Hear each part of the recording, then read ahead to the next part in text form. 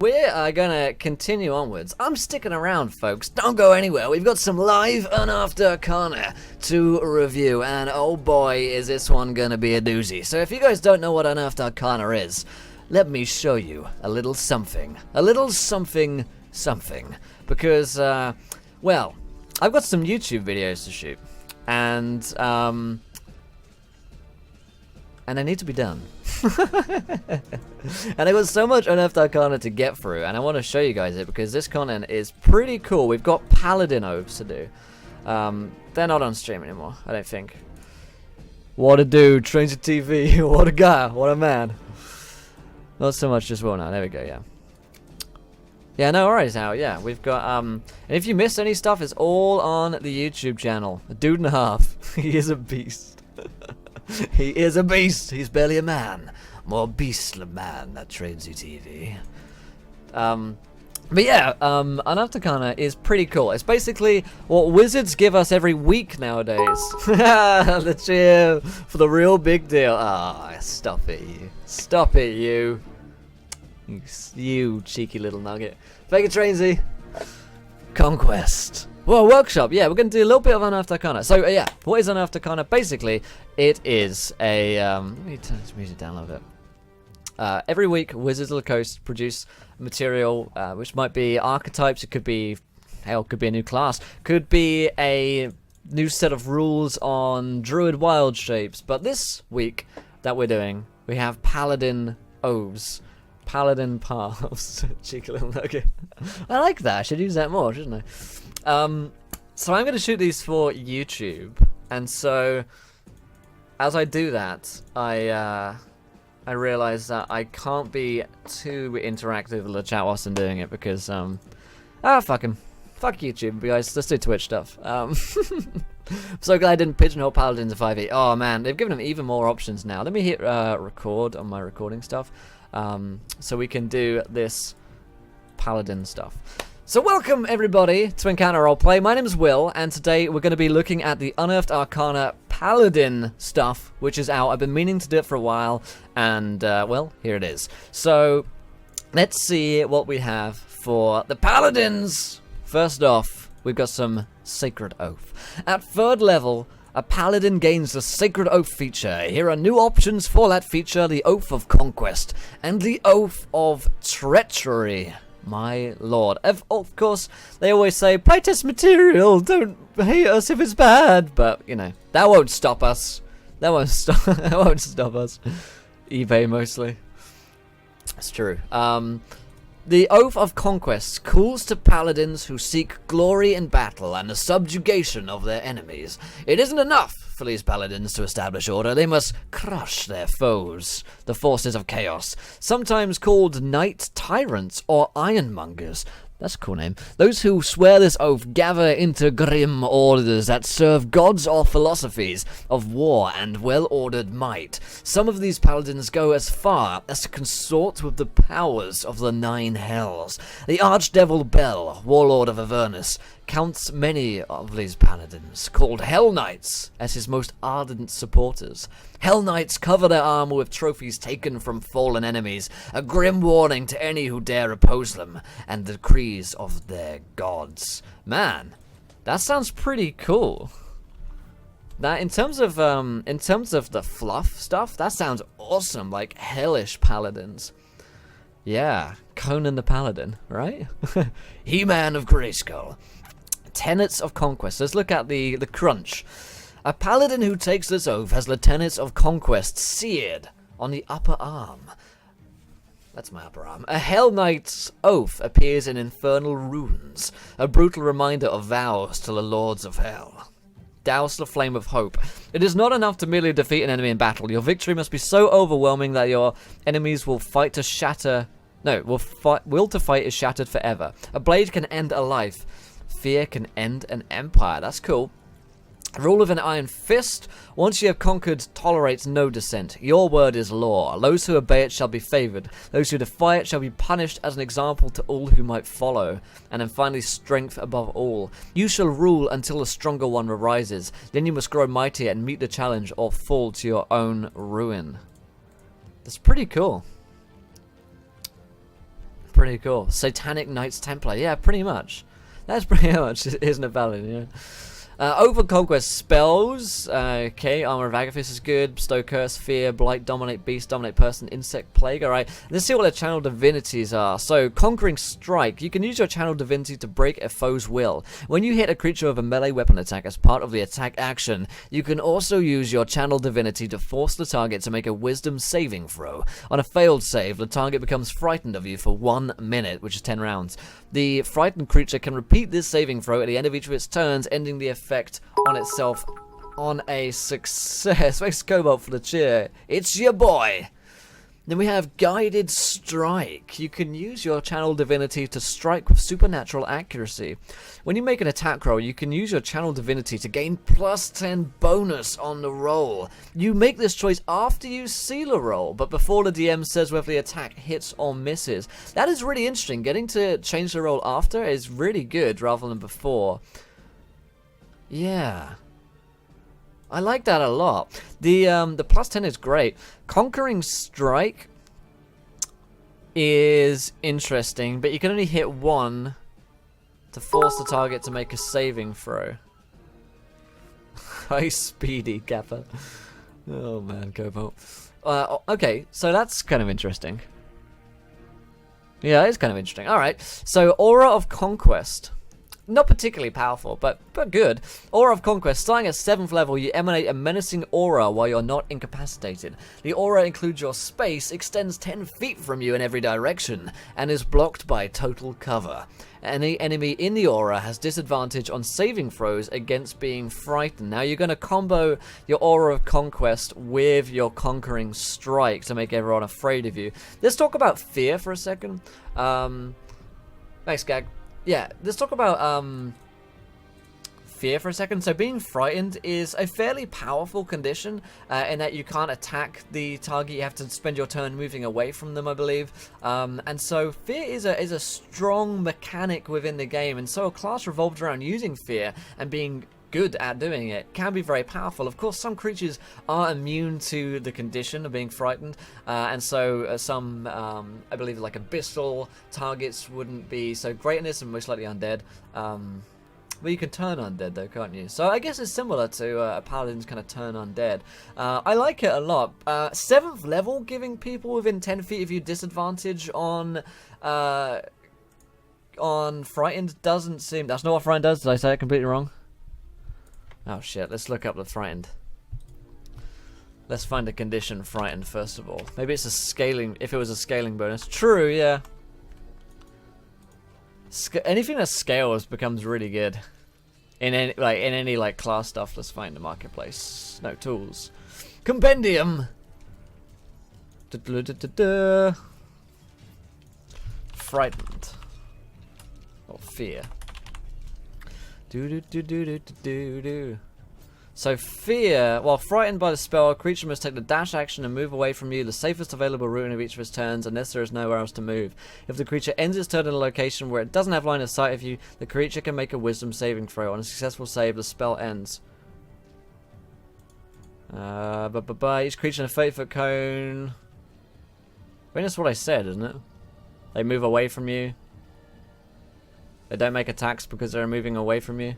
I guess they make attacks on other people. I guess they could make attacks on you. Doesn't say it. Let's see. Let's find frightened. Frightened condition. As disadvantage on ability checks and attack rolls, or the source of its fear is in line of sight. A creature can't willingly move. Okay, so that's different. So I was thinking of the spell fear. Yeah. Okay. Yeah. All right. Well, spot the rules, lawyer. Not me. Ain't me. I don't even know. Alright, so let's take that again. So let's have a drink. Barely any left, but blue potion stuff is good. Alright, so let's fucking move on from that. Anyway, Implacable Spirit, once you reach 15th you can no longer be charmed. Be a fucking elf. Gazowski, thank you for following. Welcome to the events, my friend. A gentleman, a scholar. Yeah, the 10+ bonus isn't very, the 10+ bonus isn't ridiculous at all, I don't think. I think Fire Axel was right. Because a plus 10 on one roll that you can use twice for a channel divinity. Yeah. It's kind of good. It means that you hit once. It doesn't mean that you're going to be critically hitting, you know? This doesn't mean that you're going to be hitting like nat 20s and everything. And you can't use it on damage rolls as well, so yeah, attack rolls only. Invincible Conqueror. At 20th level, you gain the ability to harness extraordinary martial prowess. As an action, you can magically become an avatar of conquest, gaining the following benefits for 1 minute. You have resistance to all damage. When you take the attack action on your turn, you can make 1 additional attack as part of that action. Your melee weapon attack scores on a critical hit 19 or 20. You can't use this feature again until you finish the long rest. Resistance to all damage. When you take the attack action, you make an additional attack, and 19 or 20. That's 20th level. I mean, like, I always say, by the time you're at 20th level, you're doing crazy shit anyway. So by the time that you're at 20th, you're kind of meant to be OP. And I wouldn't even say that's ridiculously overpowered anyway. But resistance to everything is really nice. All forms of damage is pretty strong. I mean, an extra action for an attack. Yeah. Cool. Alright, I like the conquest guy. It's pretty cool. I like the fear mechanic going on there. I like how it's very different to any other form of paladin they've previously released. I guess the closest is vengeance. So, Oath of Treachery is a path followed by paladins who have forsworn other oaths or who care only for their power and survival. Commonly known as blackguards. Blackguards. They are blackguards! These profane warriors are faithful only to themselves. Anyone desperate enough to follow one of these paladins does so because while deceitful, these paladins command great power. Those who follow them without falling prey to their treachery hope to indulge in wanton violence and accumulate great treasure. Many of these paladins pay homage to demon lords, especially Grazit and Orcus. Even the lords of hell are loath to ally with these champions of chaos, but sometimes Balzibul and Glacier find a kindred spirit in a blackguard's penchant for double dealing and treachery. Ooh, that's interesting, isn't it? My kind of paladin, my kind of guy, being a blackguard, a guard of the black. So yeah, I like that. Okay, sounds interesting. I mean, they're bringing back the blackguards. That's gonna be, you know, 3.5 Pathfinder. Woo! A paladin who embraces the oath of treachery owes allegiance to no man. There are no tenets of this oath, for it lacks any substance. That seems like a comment on their game design. I mean, it hasn't got any substance, so yeah. I'm sure it does. Those who are unfortunate enough to have close contact with blackguards have observed that a blackguard's overwhelming concern is power and safety, especially if both can be obtained at the expense of others. So you get Charm Person, Expeditious Retreat, Invisibility, Mirror Image, Gaseous Form, Haste, Confusion, Greater Invis, Dominate Person, and Pass Wall at 3rd, 5th, 9th, 13th, and 17th. Seems good, man. Sounds like an automatic party-breaking character. Depends on the campaign, I guess, doesn't it? But yeah, someone who will swear like no oaths of fealty or allegiance does tend to, well, you know, doesn't always tend to work out too well, I guess. Treachery is a Fallen Paladin option, yeah. They've got a little Fallen Paladins. It's an option for a Paladin who has strayed from another sacred oath or who's rejected traditional Paladin life. This option exists along the Oathbreaker. DMs are free to use either option to model villains or Fallen Paladins. If you switch to this oath from another one, replace all of the previous oaths features. Yeah, okay. Solid. So, Channel Divine. 2 Channel Divinity options at 3rd level. Conjure Duplicate. This sounds interesting. I guess double dealing, maybe in trickery. As an action, you create a visual illusion of yourself to last for 1 minute, 10 rounds, or until you lose your concentration. Fuck concentration. The illusion appears in an unoccupied space of your choice that you can see within 30 feet of you. The illusion looks exactly like you. It is silent, it is your size, it is insubstantial, and doesn't occupy its space, and it is unaffected by attacks and damage. As a bonus action on your turn, you can move the illusion up to 30 feet to a space you can see, but the illusion must remain within 120 feet of you. For the duration, you can cast spells as though you were in the illusion's space, but you must use your own senses. Additionally, when both you and your illusion are within 5 feet of a creature that can see the illusion, you have advantage on attack rolls against that creature, given how uncanny the illusion is. That sounds interesting. I mean, being able to Gain advantage on attack rolls. Advantage is such a strong mechanic in any given scenario, so that's really strong. I imagine that we're going to find ways to combo this, so being able to cast spells from 30 feet away from you, I guess, could be useful. Let's see, to do greater confusion, dominate person, pass wall, expeditious retreat, charm person. They could be comboed with conjure duplicate, I suppose. It doesn't seem particularly strong, apart from the 5 feet advantage thing. Advantage is always good in any given place. No rise tempos. Assuming the duplicate remains in play. Let's see. Yes, for the duration. Can it be killed? The illusion appears in an occupied space. Looks like us. Is unaffected by attacks and damage, so it will remain in play for 10 rounds. It seemingly no matter what, unless you've got like a dispel. That's true. That's true. Concentration. Yeah, I didn't even think about that. You guys are right. Yep, you're right. Concentration would bug this one up. Luckily for me, I don't use concentration very often as a DM.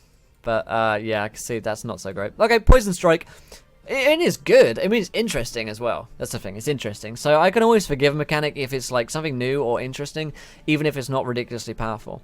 Yeah, Dispel would take care of it, and Silence and stuff like that, I guess. No, right. Anyway, you can use your Channel Divinity to make a weapon deadlier. As a bonus action, you can touch one weapon or piece of ammunition and conjure a special poison on it. The poison lasts for 1 minute. The next time you hit a target with an attack using that weapon or ammunition, the target takes poison damage immediately after the attack. The poison damage equals 2d10 plus your Paladin level, or 20 plus your Paladin level if you had advantage on the roll. Woo! Wow, the poison lasts for 1 minute. Oh my god. 10 rounds of plus 2d10 plus Paladin level? You kidding me?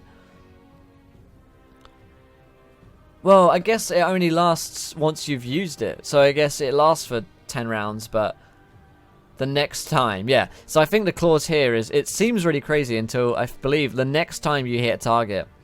So you'd have to re-channel Divinity. I was going to say, 10 rounds of plus 2d10, like, what the fuck? But then my brain kicked in. Not a feature of mine, the spell. Okay. You get this at level 3. So actually, even at level 3. Yeah, I saw it, Paige. Don't worry. Yeah, Mogul's Blade, yo. At level 3, doing 2d10 plus 3... extra damage on attack is super fucking good. Super good. Yeah. No two ways about it. And if you have advantage due to your conjured duplicate, this here, or this bit here, you have advantage, then you do 20 free. Straight up max damage. Super good. Super good. Aura of Treachery. Starting at 7th level, you emanate an Aura of Discord, which gives you the following benefits. Cola Herd. You have advantage on melee attack rolls against any creature that has one or more of his allies within 5 feet of it. Fuck. It's good. The combo. You see Cola Herd advantage, and then Poison Strike, and then Conjure Duplicate, that's cool. Treacherous Smite. If a creature within 5 feet of you misses with a melee attack, you can use your reaction to force the attacker to reroll that attack against a creature of your choice that is also within 5 feet of the attacker. The ability fails and is wasted if the attacker is immune to being charmed. Use this ability 3 times as you gain expended use of it when you finish a short or long rest. It's cool, I guess. If it misses, you can use your action to force the attacker to reroll that attack against a creature of your choice that is also within 5 feet. That's pretty trolly. Like, can you imagine a troll? Like, you can you make him attack your ally? That would be pretty funny. Treacherous Strike is interesting, but Cola Herd is straight up good. Yeah. There you go. We'll just let you know Rem working on his character sheet is very happy with it. Nice. Cool, cool, cool. So, and then we have the Escape of the Blackguard. The Blackguard. 15th, you have the ability to slip away from your foes. Immediately after you are hit by an attack, you can use your reaction to turn invisible and teleport up to 60 feet to a spot you can see. You remain invisible Okay, until the end of your next turn, or until you attack, deal damage, or force a creature to make a saving throw. Once you use this feature, you must finish a short rest. When you are hit, you can teleport and go invisible 6. That's pretty cool. That's pretty cool. And then, you know, when you're sneaking around, you can get oh, bro, imagine the wombo. Imagine a wombo of multiclassing into rogue. Sneak attacks plus advantage plus poison strike at 20 plus 15. Someone do the maths on that. Someone do. Oh man, imagine like a 15th and it. Oh, woo, that's dirty. Let's say you charm a target you cast treacherous strike on. You would be its friend and whatever it hits that you're close to, you have advantage on that hit. That sounds good. Maybe, yeah. Call the Herd is, yeah, it's straight up good. It's just a solid one. Okay, so Blackguard's Escape is pretty funny. It's pretty funny. Icon of Deceit. At 20th level, you gain the ability to emanate feelings of treachery. You have to be 20th level before you can begin to emanate feelings. As an action, you can magically become an avatar of deceit, gaining the following benefits for 1 minute. You are invisible. If a creature damages you on its turn, it must succeed in a wisdom saving throw, or you control its next action, provided that you aren't incapacitated when it takes the action. A creature automatically succeeds on a save if the creature is immune to being charmed. If you have advantage on an attack roll, you gain a bonus to its damage roll equal to your Paladin level. Again, long rest. Icon of Deceit is pretty cool, I guess. 10 rounds of invisibility. You can control any creature that hits you. You gain bonus on damage for any advantage attack rolls. So, Oath of Treachery is like straight up good. Like really good, actually, I'd say. Really, really good. Yeah, I'd say it's straight up probably better than Oath of Conquest. Yeah, I'd say it's better than Oath of Conquest. I mean, in terms of just straight up damage output and potential, I feel like this Oath has more potential, really, than the Oath of Conquest does. I like the Oath of Conquest, though. It's pretty cool. I like all the fear abilities, and I like how that works, and I like the tenets of it. I think it's an interesting role-playing one. I like how it's very different, but I think if you're looking for like power level, I think the Oath of Treachery is just really, really damn good. Thank you to Ali Jane for following as well. Welcome to the event, my friend. You're a gentle lady and a scholar. Invisibility is easily countered, I suppose, yeah. Only if you know they are invisible. Therefore, Wizards releasing all these extra pieces of content for free. Yeah, absolutely. Huge plus. Controlling actions is cool, but they have to hit you and you're invisible. I guess that's true, yeah. If they disappear in front of you, it's a dead giveaway, yeah. Icon of Deceit combined a poison weapon would be plus 60 damage on every hit of advantage, I believe. So, Ethel, I believe what you're thinking there is poison weapon, and it's the same mistake that I make, potentially, and I'm saying this wrong, but the next time you hit, it does the damage on poison strike. Not every attack for 1 minute, so the next time you hit. But you would have 60 damage on the first one, I believe. And invisible would grant you advantage, yeah. Yeah. I guess you have Tremor Sense True Sight once you're 20, maybe, yeah. It's like it, because not inherently evil, you could do a very much chaotic conquest paladin. Yeah, I feel that as well. I think that the conquest paladin is very much easier to fit into yeah, I agree, Ethel. Very much easier to fit into a party. I can really see a lot of really cool role-playing ways to incorporate the Oath of Conquest. I think the fluff in it is really cool. Trying to fit an Oath of Treachery paladin into a group would be difficult, I'd say at best. It wouldn't be the easiest class to fit in. You know, it's not a fucking gnome bard who wants to get along with everyone. It's, you know, a fucking edgy as hell dude. Obviously, fallen paladin tend to be difficult, but great in an evil group. And, you know, if you want someone to play off in terms of being a bit more edgy, I suppose you could go with that. He's a king. I like being the king. Yeah. Certainly interesting. Certainly very interesting. Blackguards are cool. It's true. Blackguards are good. intended to be antagonistic. Yeah, obviously they're meant to be. They are the bad guys, but that doesn't make it any easier to actually fit them into a game. True. But I think it's a fair comment. I stand by it. Yeah. Because whenever anyone plays evil, they always play evil against everyone. That's the problem. That's the problem with every evil character. Is when people play them, it's like, well, I'm bad against everyone. I'm just gonna play a dick, and that's the problem with playing those characters. As much as in theory, this might be true. Akin to Oathbreaker, mainly villain option with permission from DM and players. Yeah. It's for the guy who doesn't have enough edges and he requires more. The thing is, the way it's described is they have no attachments. That's the thing about treachery as a concept. Yeah, I agree. I mean, it's dangerous. Whenever you put any kind of like, oh, I'm obviously evil into a game, it's like, well, I'm going to act evil because it says here evil, you know. This tends to be how these things actually get played out. IRL. But yeah, let's move on. Overall, pretty cool. Gonna move on to the monks. I haven't done the monks yet. I think these are the other ones that I need to do. Let's find them. Monastic traditions. Yeah. I read through these the other day. Did I? No, I didn't. I didn't even read through these. Oh my god.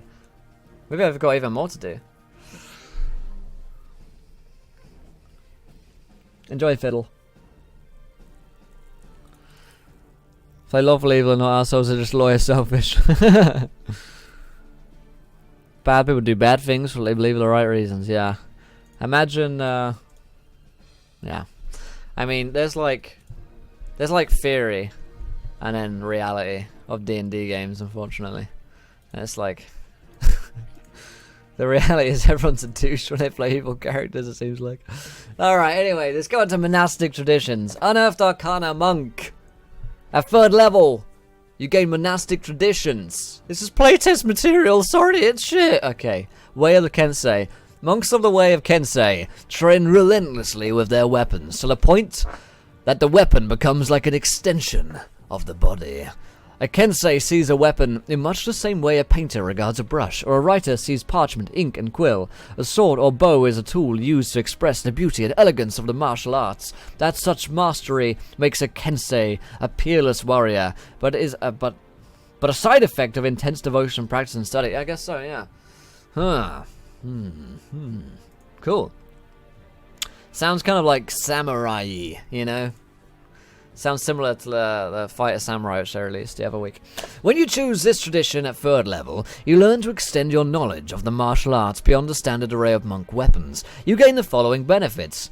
Proficiency with 3 martial art weapons of your choice. A martial weapon is considered a Kensei weapon for you if you're proficient with it. Okay, I'm sure a Kensei weapon is going to come into effect. Whenever you wield a Kensei weapon, you choose whether to use dexterity or strength for the attack roll and damage rolls of the weapon, and you choose whether to use your martial arts damage die in place of the weapon's damage die. Interesting. When you take the attack action on your turn and hit with a Kensei weapon, you can use a bonus action to pummel the target, dealing an additional 1d4 bludgeoning damage to that target and to any other target you hit with a weapon as part of that attack. If you make an unarmed strike as part of the attack action on your turn and you are holding a Kensei weapon, you can use that weapon to defend yourself. You gain a +2 bonus to AC until the start of your next turn while you are not incapacitated and the weapon is in your hand. This... Okay. I'm seeing problems. Well, okay, I just need to wrap my head around it first. I think it's a problem. So you can choose whether to use strength or dex, and choose whether to use your martial arts damage die in the place of the weapons damage die, which presumably will get to be higher. When you use the attack action, you can use a bonus action to pummel a target, dealing additional 1d4, and any other target for 1d4. That's good. And unarmed strike, and you're holding a Kensei weapon, you can use it to defend yourself, give you a +2 bonus. Okay, so far that's good. So far that's all pretty good. Just had to wrap my hand around it for different bits of mechanics there, but that's fine. 1 with the blade. At 6th level, you extend your ki into the weapons you hold, granting you the following benefits. Magic weapons. Your attacks with Kensei weapons count as magical for the purpose of overcoming resistance and immunity to non-magical attacks and damage. Hey, what's up, Rob? How's it going, buddy? It's going good. It's going good. Precise strike. You can focus your attention on a single target in battle to understand and overcome its defenses. As a bonus action, pick one creature you can see within 30 feet of you. The next weapon attack you make against that creature during the current turn adds double your proficiency bonus to the attack roll, rather than your normal proficiency bonus. Once you use this ability, you can't use it again until a short or long rest. One creature within 30 feet. Next weapon attack you make, double proficiency. That's 6th level. Okay, yeah. Yeah, alright, cool. Magic weapons is better, probably. You know, having magic weapons is always good when you're fighting different types of creatures, so that's pretty cool. I dig it. Using martial weapons are bigger damage dice, so damage die doesn't matter to me till endgame. Keep in mind that the short sword is a monk weapon and a Kensei weapon. But you're giving up your monk martial arts die on unarmed strikes when you use a non-monk weapon Kensei weapon. Yeah, it's certainly fairly fucking confusing, isn't it? So, alright, sharpen the blade. At 11th level, yeah, what about flurry of blows as well? That's going to be confusing. Huh. At 11th level, you gain the ability to augment your weapons with the strength of your ki. As a bonus action, you can extend up to 3 ki points to grant a weapon you touch as a bonus to attack and damage rolls while you wield it. The bonus equals the number of ki points you spent. This bonus lasts for 1 minute. Meh. I guess +3 and everything is kind of like a cool buff, but I think there's probably better uses of your key points. Being a monk, you'd think, wouldn't you? Being able to use your martial arts die for things like wits could be a huge damage buff at high level. True, at high level, yes. But as someone was saying, at low level, probably not. Yeah, I don't know. Flurry's okay, only requires the attack action, believe. Yeah, I'm just yeah, okay. Unearthing accuracy. At 17th, your mastery of weapons grants your extraordinary accuracy. On each of your turns, you can reroll 1 weapon attack. You make that misses. Meh. 17th level, getting to reroll a fucking attack. Meh. I don't know. Not OP. Maybe just not P enough. Unearthing accuracy. I guess it's good. Kind of. I don't know about Whaler Kensei, honestly. It hasn't really bowled me over in any ways, actually. Yeah. I like the path of the Kensei stuff. That is cool.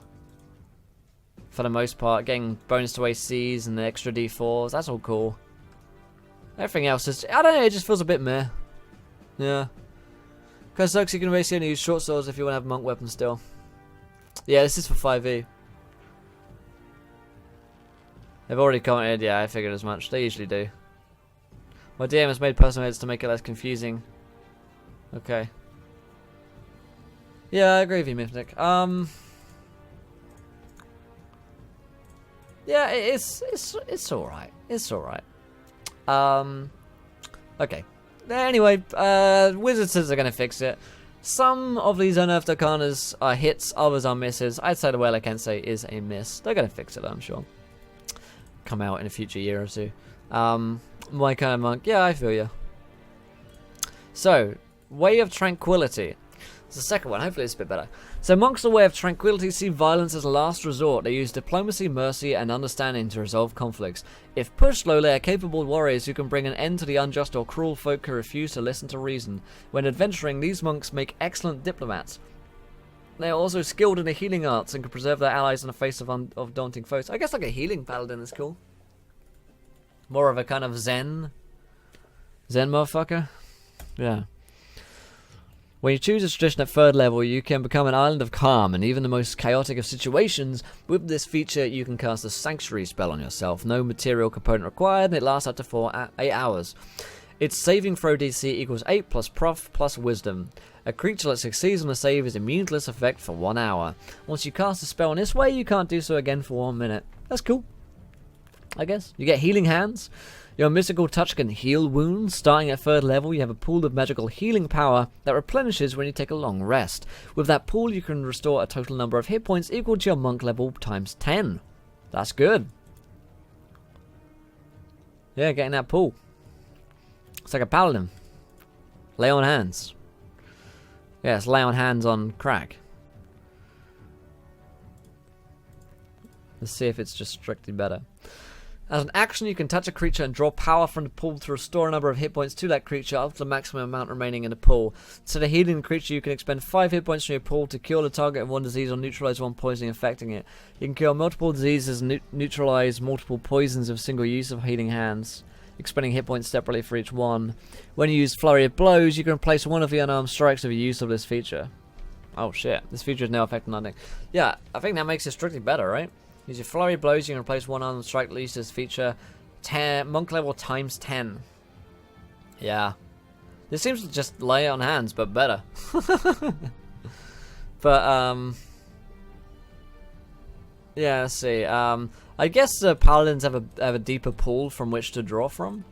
So 30 HP, 40, 50. But getting to use it as an extra unarmed strike's pretty good.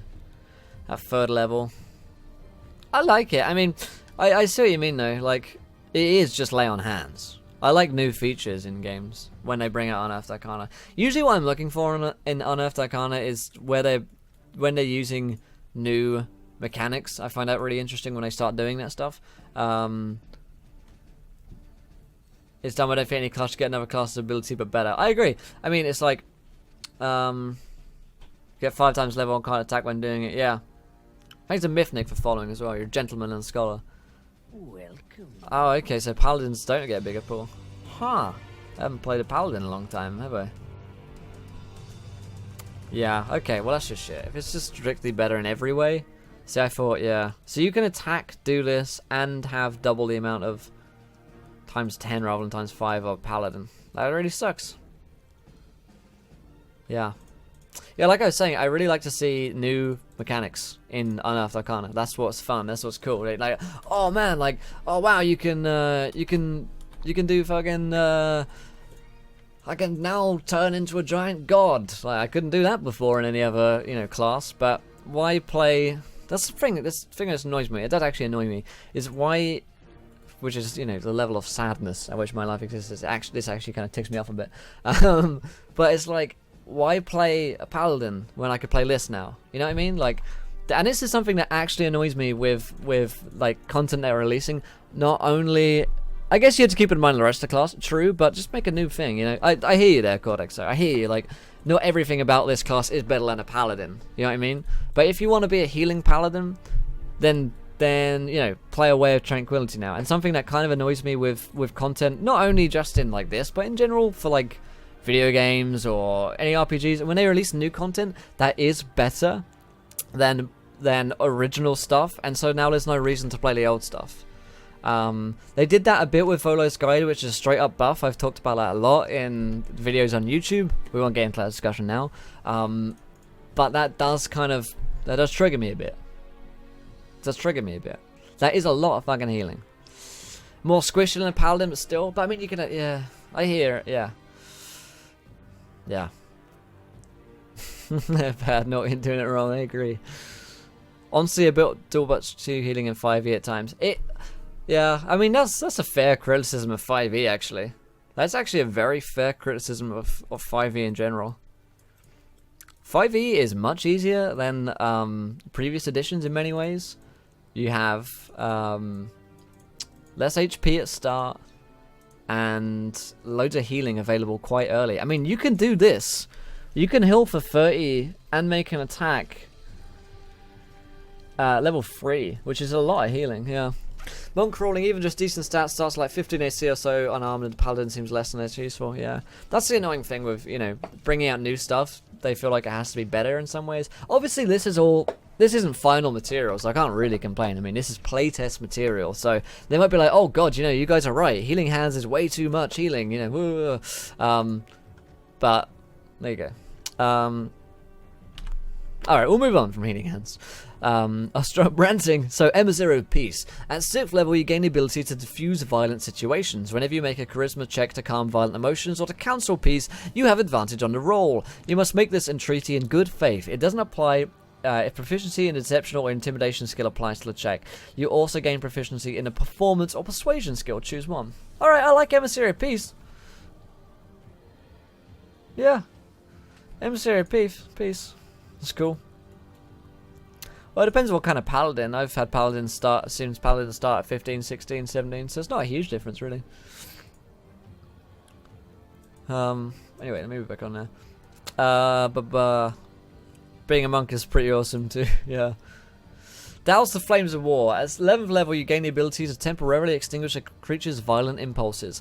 As an action, you can touch a creature and it must make a wisdom saving throw of a DC of 8 plus prof plus whiz. For the modifier, the target automatically succeeds if it's missing any of its hit points. If the target fails to save, it can't attack for 1 minute, which is a whole round, of course. A whole 10 rounds, really. If the target fails the save, it can't attack for 1 minute. Sorry, the target automatically succeeds if it's missing any of its hit points. The target fails save, can't attack for 1 minute. During that time, it can't cast spells that deal damage or that force someone to make a saving throw. This effect ends if the target is attacked, takes damage, or is forced to make a saving throw, or if the target witnesses any of these things happening to its allies. I like the theme of Douse the Flames of War.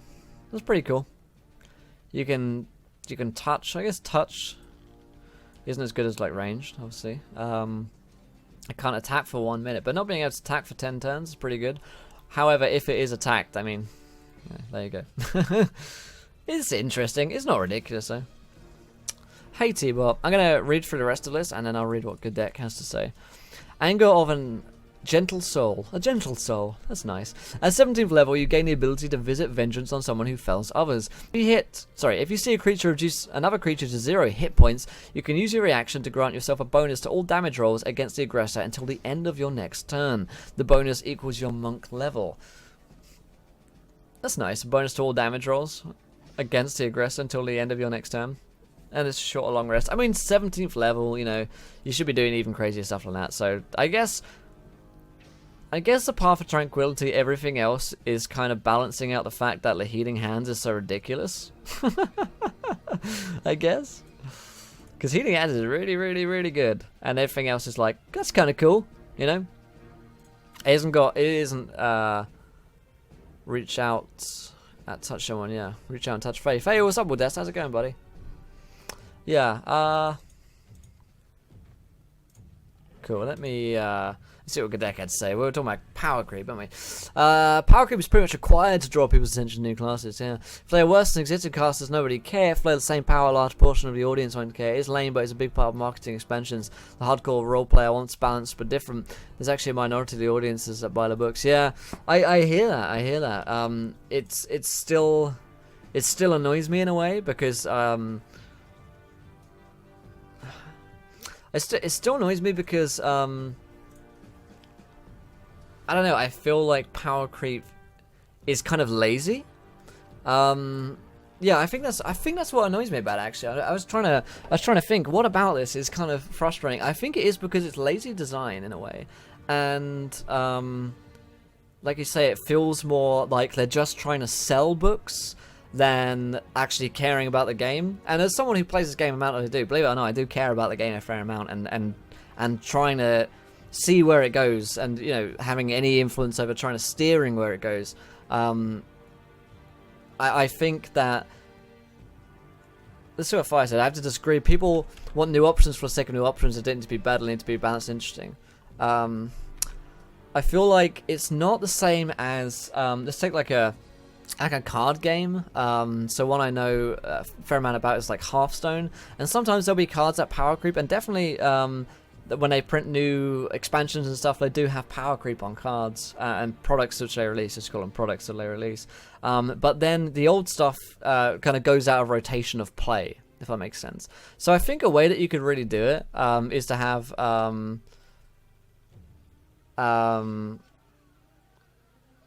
well, actually, I think that's a good idea. What I was going to say then.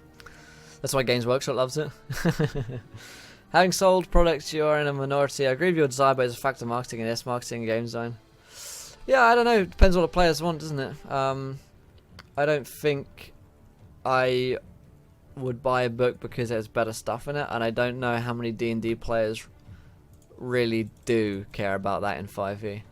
Yeah, I think it's interesting. I feel like that might have changed over the years with D&D5E at least, because 5e really isn't about stats that much. You know, people do care about stats, people do care about their build, but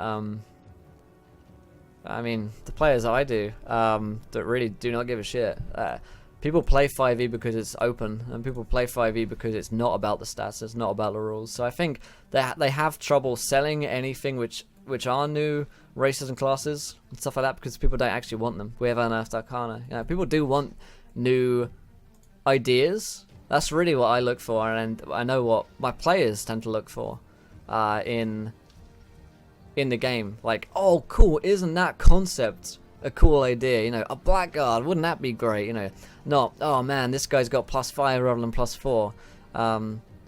So yeah, I feel like the Unearthed Arcana stuff is really just it's really just them playtesting stuff. So I don't have any bad feeling towards Wizards for doing this. I mean, it's 2 guys in a room making this each week. I love them for it. But yeah, they just have to be careful in printing these stuff. Stepping off point for a great character idea. I agree. Yeah, change the class balance. Absolutely, yeah. If they were pushing money over good design, they would be giving us free stuff. I'm agreeing with that. Yeah, focus on stats have been reduced. Yeah, it's interesting, isn't it? I don't want to turn this into an argument. I think we're all having a interesting discussion about it. Less about stats, it's more about the abilities, I think, which influence from 4e. Yeah, everyone plays like that. They play people prepared to numbers and the power. Yeah, true. I really do feel like the majority of people do are beginning. I feel like the sway of RPGs is beginning to go from that, you know, 3.5 way more towards this kind of more free, open style of role playing stuff, and that's why you see the rise of the rise of other games coming through that are like that, such as Open Legend. I think. No, I'm not saying you are arguing for. I'm just you know what Twitch chat gets like sometimes. I missed the Volos discussion. Can I hear what your big problems were? Well, I think I have a YouTube video on it. Probably do on the YouTube channel. It would probably take me half an hour to go through all of it, so I won't do it right now.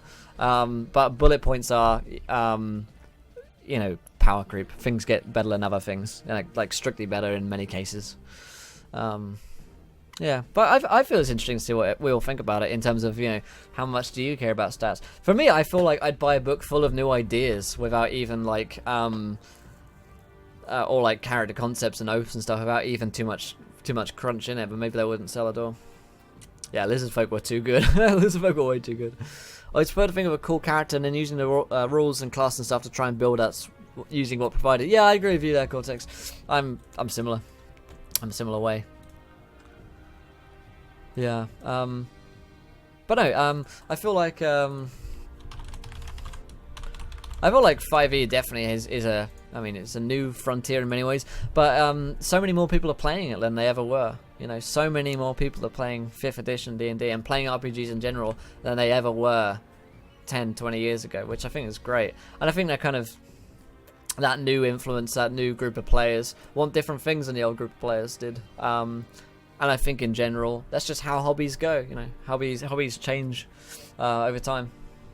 And likely it will swing back in another age, you know, maybe 20 years we'll swing back to a different style of play. But yeah, it's interesting. I wish I could. I mean, I feel there's Wizards as a company have you know, they want to produce as much as possible, but they must be under a lot of pressure to sell. I feel that must be one of their problems. They must be under pressure to sell because they're owned by Hasbro, and you know, Hasbro don't actually give a shit about like how much they love D&D. Then there's 12 guys, you know, 12 guys in the basement working at the Wizards team. You know, it's so small.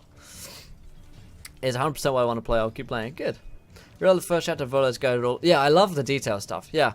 The reason I bought Volo's Guide to Monsters, and I know loads of my friends that went out and bought Volo's, was for the new descriptions of the monsters and their daily lives, and also the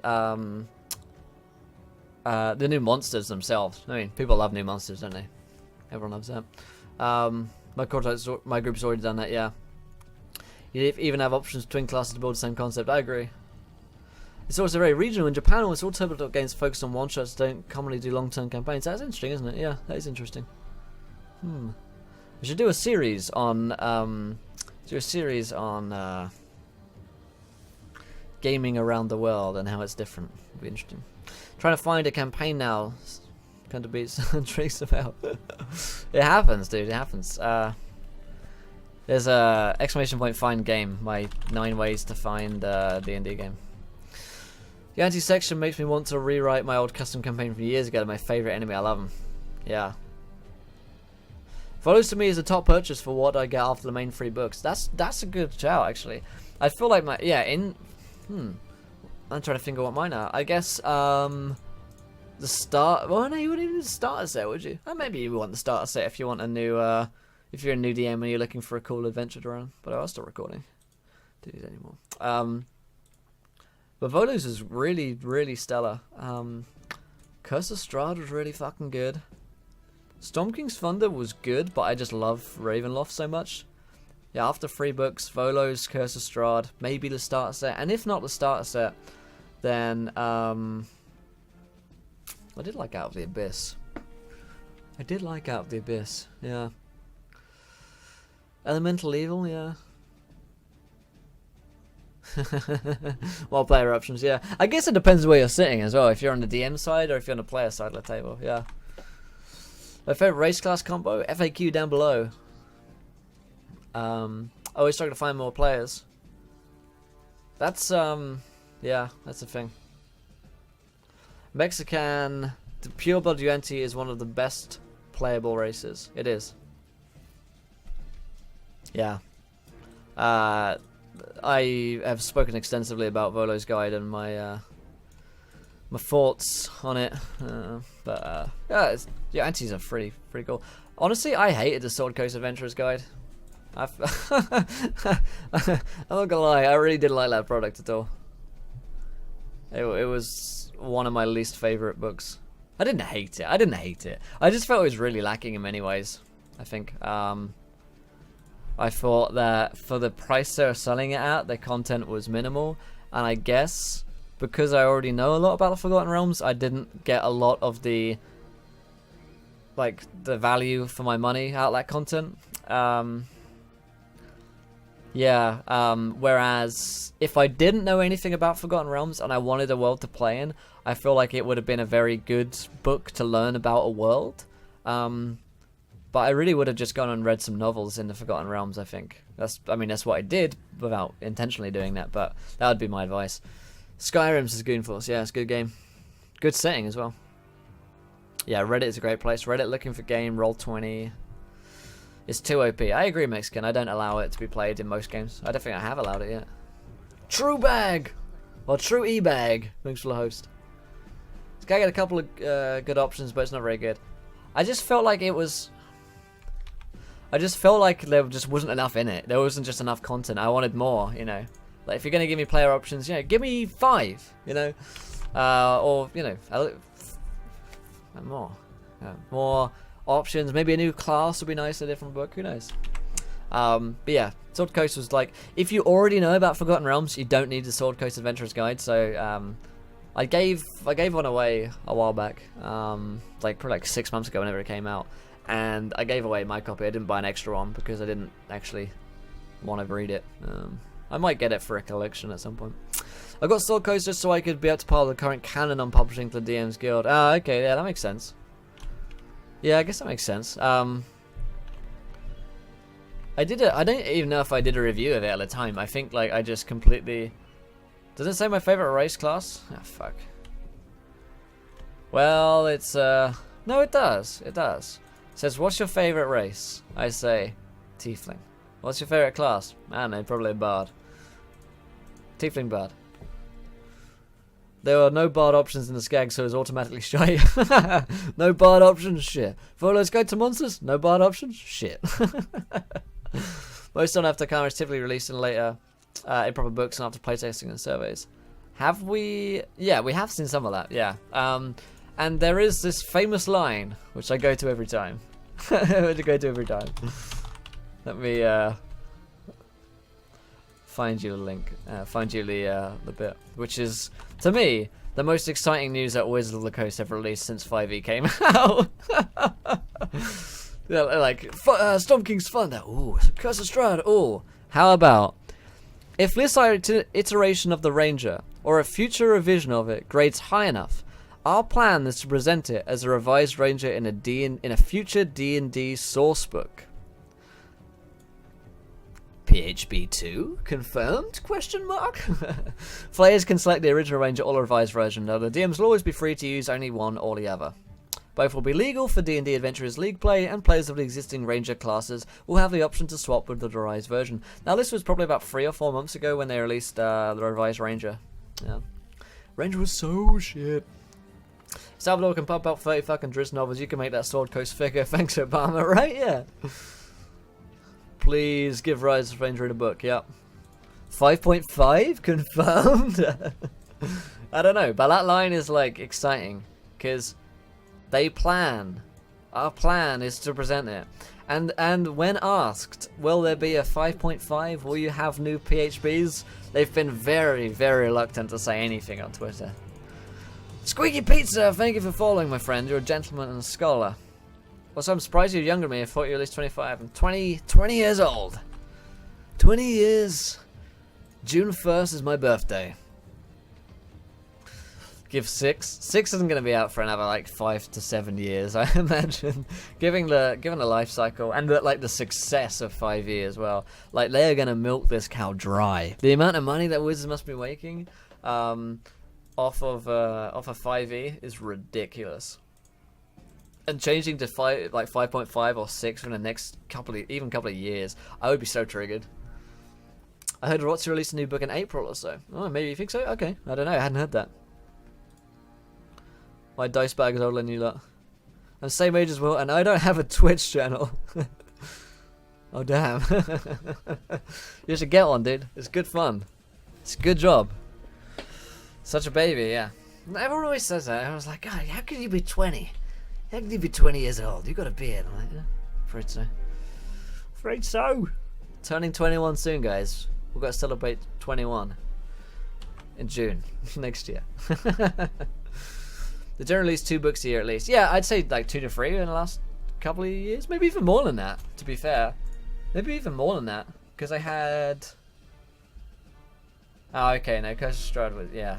Was Curse of Strahd 2016? I can't even remember. Like April 2016? I can never do dates well. Just actually start streaming already, that's the way. My computer's shy. Well, I feel old. Almost legal to drink in America. Dude, I cannot wait to be able to drink in America. Yeah. 27 and can't grow a beard. Man. Feels bad, man. 2 modules and supplement. Okay, yeah. I think a lot of people don't get the books because for custom campaigns they really add very little, which is why Volo's so good and adds so many tools for people to play with. Do we have, now this is something I'd be interested in, do we have like sales figures of Wizards of the Coast D&D? Is that a thing which exists? I'll Google that. Is it selling well? I know 5e is selling well, but I'd be interested to see like what sells best for them, like in actual figures rather than what we just think.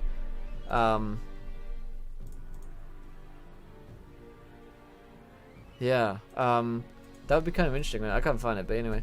Started drinking from 17 years old. What a grand land. Yes.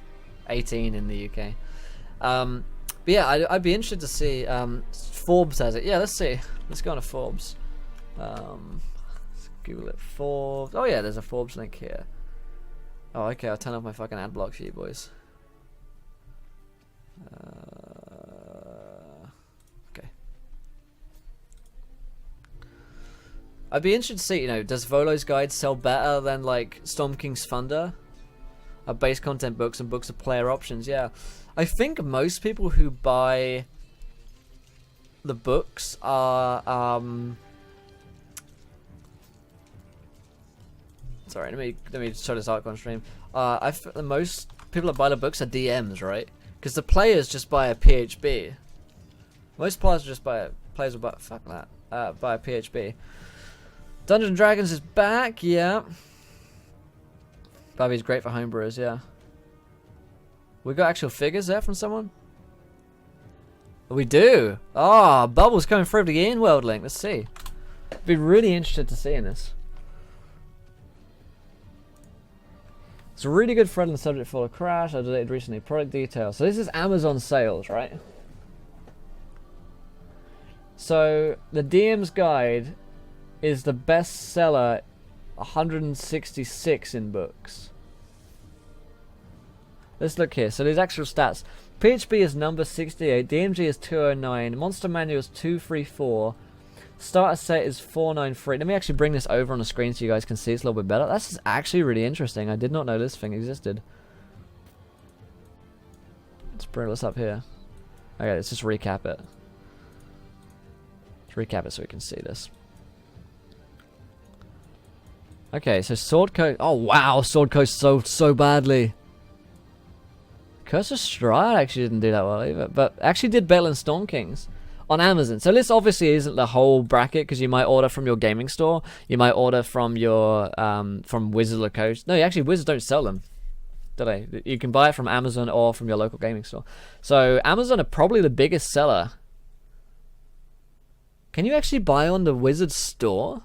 I feel like you can't. I feel like I've only been able to order on Amazon. But look, correct me if I'm wrong. Hey, you go, show. We're just looking at this, dude. Let me turn on that. So, PHB is the best seller out of all of them. DMG second, Monster Manual third, Starter Set after that, then Storm King's Thunder, and then Soul Coast Adventurer's Guide. But Curse of Strahd. Yeah. So Curse of Strahd actually did better. Wait, what's the bracket stuff mean? I actually know what brackets mean. First in USA, then in Canada. Oh, fuck Canada. Okay, so, fuck Canada. So Curse of Strahd actually sold worse than Storm Kings, it looks like. But more in Canada bought Curse of Strahd than they did Storm King. So I guess that works out about similarly. But yeah, you can see the PHB sells great, and then Sword Coast did awful. So in responsibly inevitable, these numbers have no meaning arguments. Yes, they do. They rank a product's sales numbers relative to the product sales numbers on Amazon. If one product stays at a high overall ranking, such as the PHB, remarkably remaining in the top 100 best-selling books, then we know it's selling better on Amazon than books ranked lower than it. They do not give us direct actual sales numbers, although we can gain insight into that from the sales numbers of other books, and we also have statements from Mike Miles stating which previous editions PHBs have outsold at this point. That's interesting, isn't it? Yeah, they're a supplier, I figured. Fuck Gander. Hockey players triggered. That's October, so Curse hasn't been out for long. Yeah. Oh, I guess, yeah. Still, that is really interesting. So let's see. What's next for Forbes? Where are you selling your product? We know that. It's pretty amazing to see a player's handbook come to the #1 best-selling spot. Have you got older fans in? Okay, the Forbes article isn't particularly useful. That is interesting, though. I did not know that. So you can obviously player material does sell.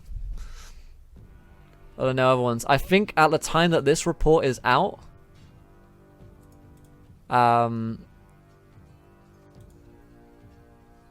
that's interesting, isn't it, Fire? Because I felt that Curse of Strahd is actually a bit better and would probably more importantly would actually bring in Ravenloft fans.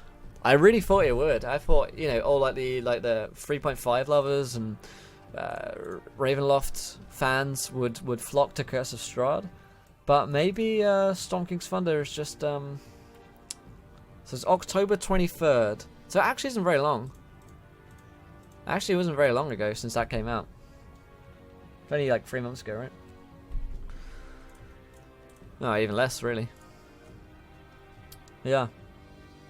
Overall sale ranks in the US have slipped a bit in the last month. These numbers do just around a lot in response to actual sales. Interesting stuff. Yeah, Hall of Dragon Tombs supplement materials. Yeah, I don't reckon they sold very well. I was excited for more Curse Strahd, but Ravenloft hasn't gotten love in so long. Yeah.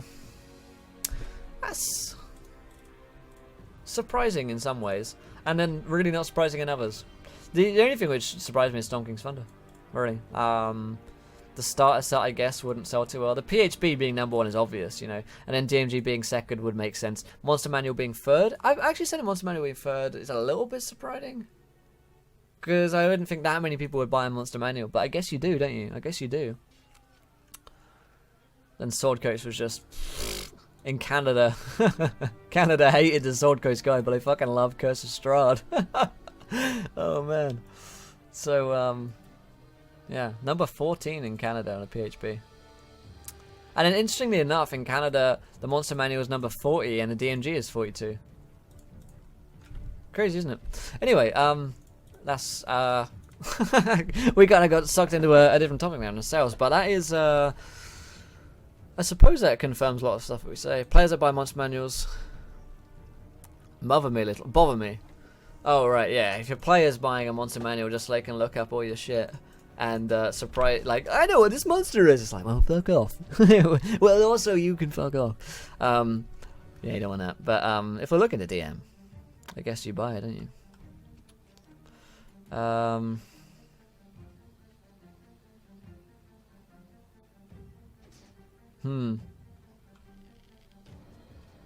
Oh, yes, that's just more discussion about it. Anyway, yeah, that's the interesting line there. So future sourcebook, how well would that sell? I guess pretty well based on that. Player's Handbook 1, but then supplement materials don't tend to sell very well at all. So,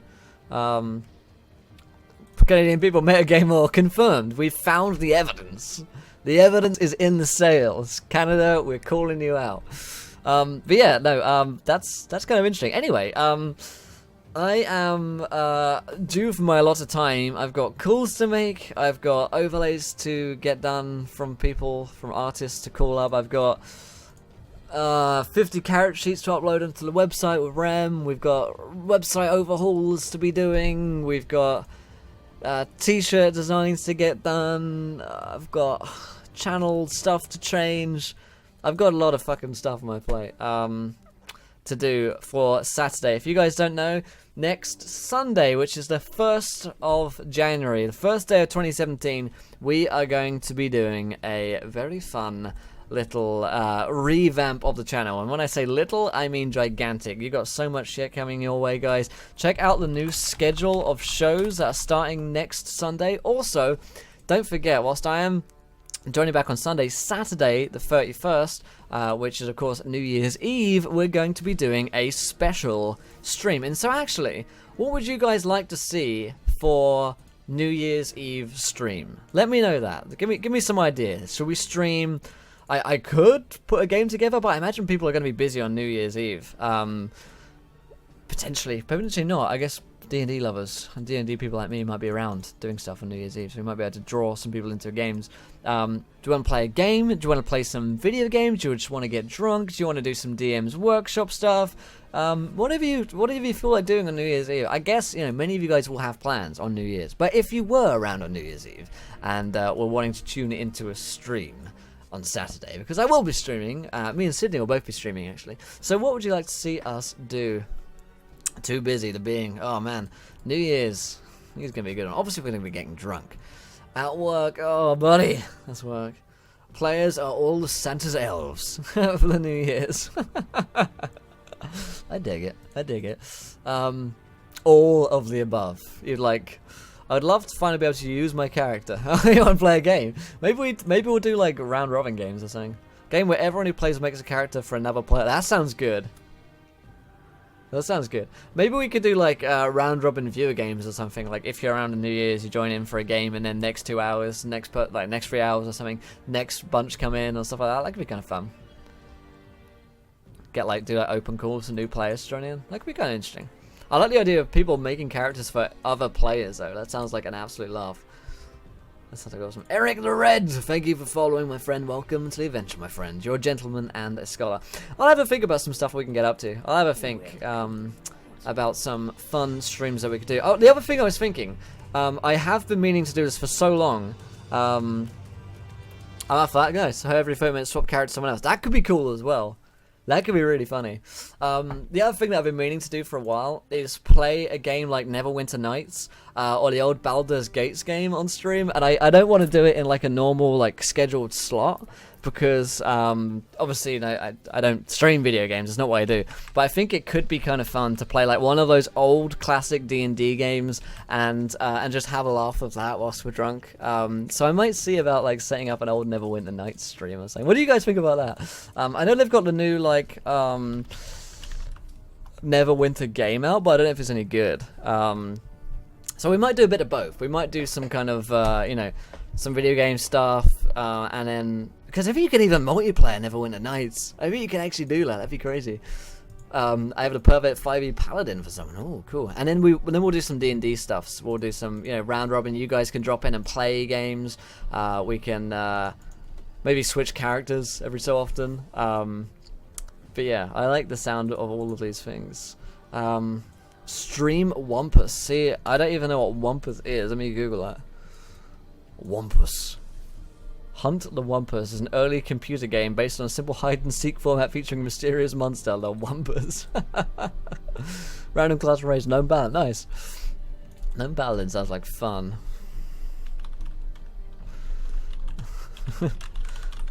Yeah, but yeah, I think that's gonna be a fun New Year's Eve. We're gonna flip the bird to 2016 together. We're going to have enough of 2016, and we're going to welcome in the new year by getting drunk together, playing some D&D, playing some games. We might even play some I do have games that you guys can play with me, like what are the games, like party games, like drunk party games that we can play. That would be fun, actually, the more I think about that. We'll have a round robin evening. I'll set up a schedule for stuff we can do. Maybe we'll stream for like 6 to 12 hours and just have a day of it. Have a whole day of it. Playing a game in which the players are all young kobolds. We actually, if you like to see a game where the players all play kobolds, go check out the VOD from the other day, the auditions. It's called Teenage Mutant Ninja Kobolds, and they did exactly that. That was actually yesterday's stream.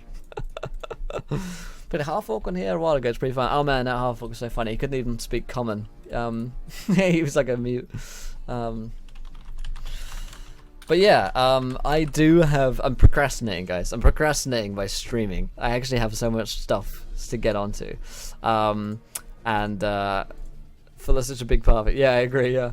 I have so much stuff to do, and I hate to leave you guys early, but it is for the best. It is because that way I can have everything ready for the new stream stuff. Check out the schedule.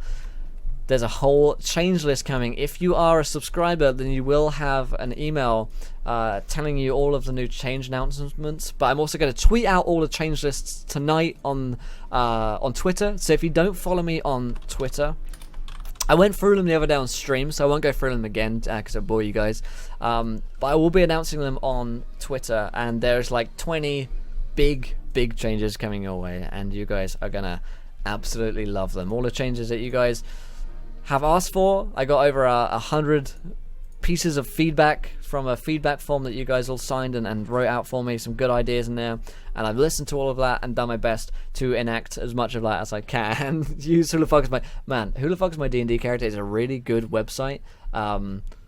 Genuinely worth, in my opinion. I've used that several times now. I've used that. I'm like, who the fuck is this guy? Oh, yes, who the fuck is my D&D character? I love it. So I'm going to head off, guys, and I hope you guys have had a good time here. We're only going to do 3 hours. We ended up doing a little bit over 4. And whilst this is shorter, we're going to be streaming on Saturday for New Year's Eve, and we're going to be back in the new year.